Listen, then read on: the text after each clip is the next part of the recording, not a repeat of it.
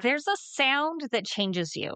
If you've ever heard a rattle on a trail with your dog off leash, that dry sprinkler like buzz, you know exactly what I mean. Rattlesnake season is here, and this year it's already running hot. California Poison Control is tracking unusually high activity only 2 months in, including 3 fatalities. Welcome to Unleash Curiosity. I'm Dr. Amber De Silva, and today I want to talk about something every outdoor dog owner in a warm weather state should understand before they need to. I'll say this up front: snake danger in a news article and snake danger as a risk to your specific dog are not the same conversation. One is a trend, and the other depends entirely on where you live, how you hike, and whether you've done anything to prepare your dog. So today we're going to get into what preparation actually looks like. So let's get into it. Welcome to Unleash Curiosity by Vital Pet Life. I'm Dr. Amber De Silva, veterinarian and advocate for integrative pet care. And I'm Donnie Yamamoto, founder and CEO of Vital Pet Life. We're so glad you're here. This is a space where curiosity, compassion, and science converge, where we explore the powerful mind-body connection that supports your pet's health and your own. Each week, we'll dive deep into the world of pet wellness, exploring ingredients across the industry. From nutrition and sustainability to transparency and advocacy, we're here to help you feel more confident, connected, and informed in your care choices. Let's get into it, because when we know better, we do better. Unleash Curiosity. So I want to talk about what is rattlesnake aversion training. So something that surprises a lot of pet parents when they first come across it is there's an entire category of specialized dog training built specifically around rattlesnakes, and it's called rattlesnake aversion training, or RAT. So this is a dog is fitted with a training collar and guided through stations where live muzzled rattlesnakes are present. And so the dogs experience the scent and the sound and the sight of the snake, while the collar provides a mild aversive sensation. So the goal is for the dog to form a strong and lasting association with the snake. This smell, this sound, this sight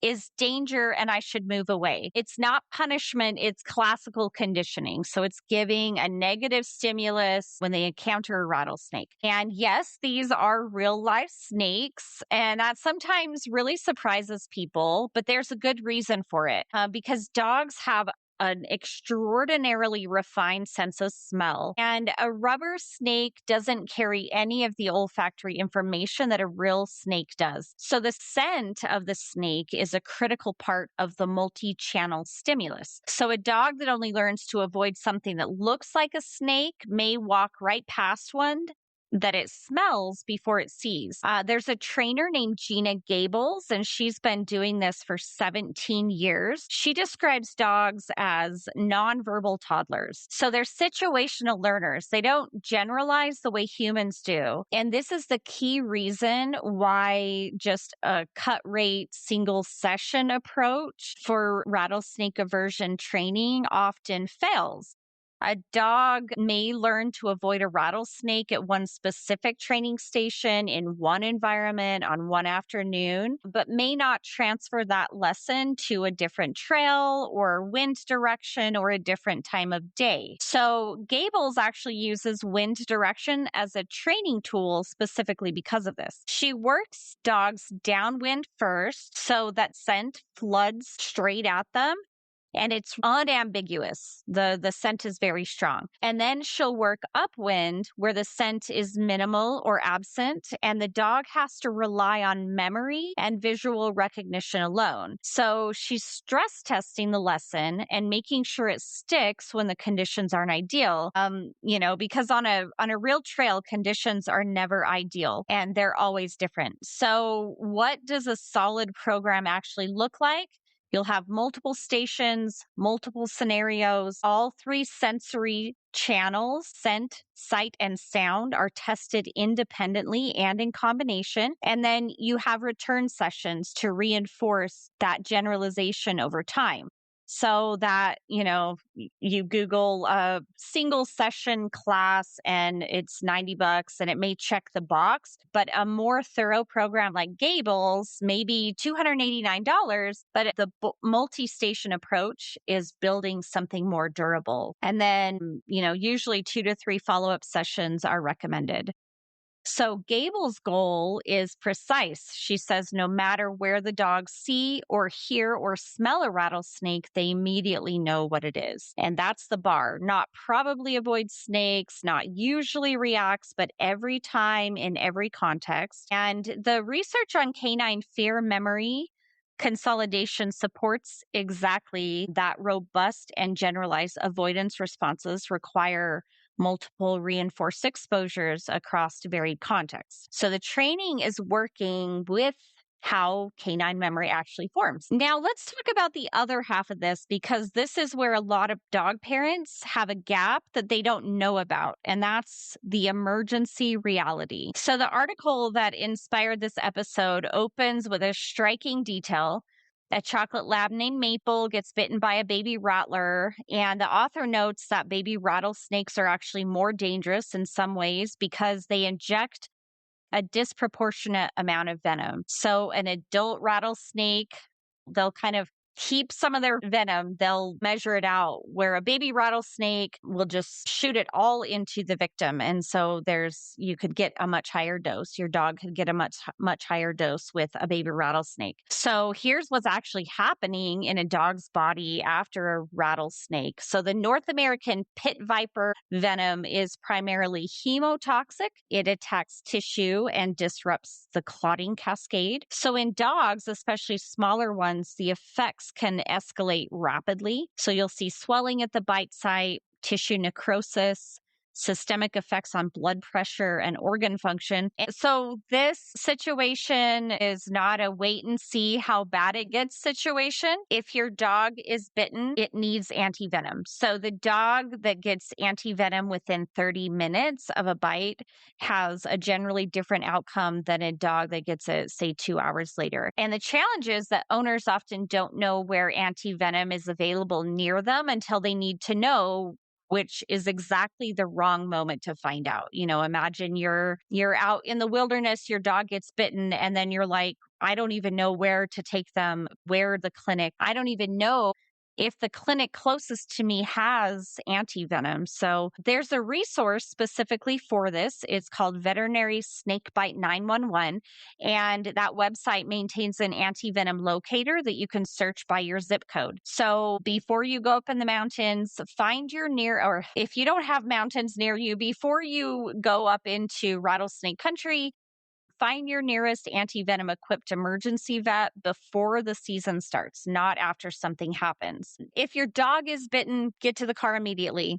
Call ahead to the emergency vet while you're driving so that they know you're coming. Don't apply tourniquets. Don't try to suck out the venom. These cause more harm than good. But do try to keep your dog calm and still to slow the spread of the venom.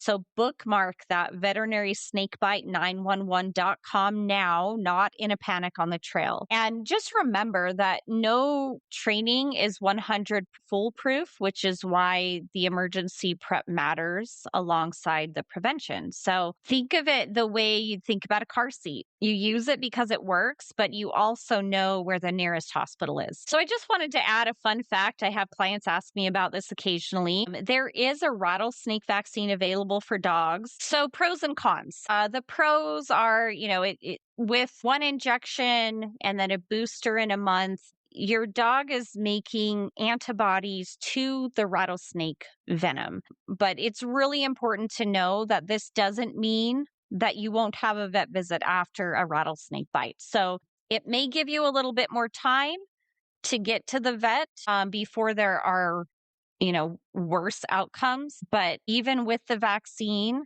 if your dog is bitten by a rattlesnake, you still need to go to the emergency vet for antivenom. And the other thing is that it only protects against the venom of the Western diamondback rattlesnake. And so if you live in an area where there's other types of rattlesnakes, it's probably not going to be effective against, it's not cross protecting from different types of rattlesnakes. It's pretty specific to that one venom.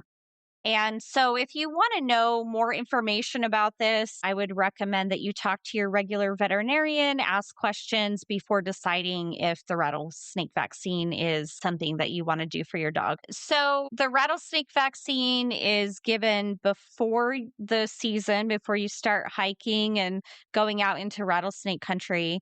It's not given after a rattlesnake bite. And another disclaimer, even if your dog is vaccinated with the rattlesnake vaccine, you will still need to take them to the emergency vet after a rattlesnake bite. It doesn't prevent you from having to treat them after a rattlesnake bite.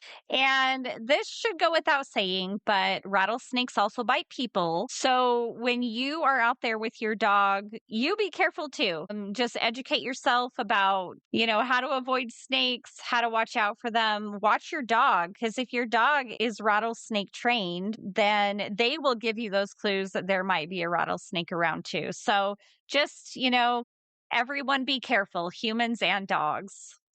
So, if you're listening to this and you live in California, Arizona, Texas, or anywhere that rattlesnakes are seasonal, here are your two concrete action items after this episode. One, look up your nearest anti-venom equipped vet right now at veterinarysnakebite911.com. And that step takes 2 minutes and could make all the difference. And number two, book a rattlesnake aversion class before summer hits its peak. Prevention is cheaper, faster, and kinder than treatment. Know your terrain, train your dog for it, and know where to go before you ever need to go there. If today's episode was useful, share it with another dog parent heading into summer trail season, the person in your hiking group, or send it to your book club friends. They'll thank you. Thank you for joining us on Unleashed Curiosity by Vital Pet Life. I'm Dr. Amber De Silva. Until next time, stay curious and keep your dogs safe out there.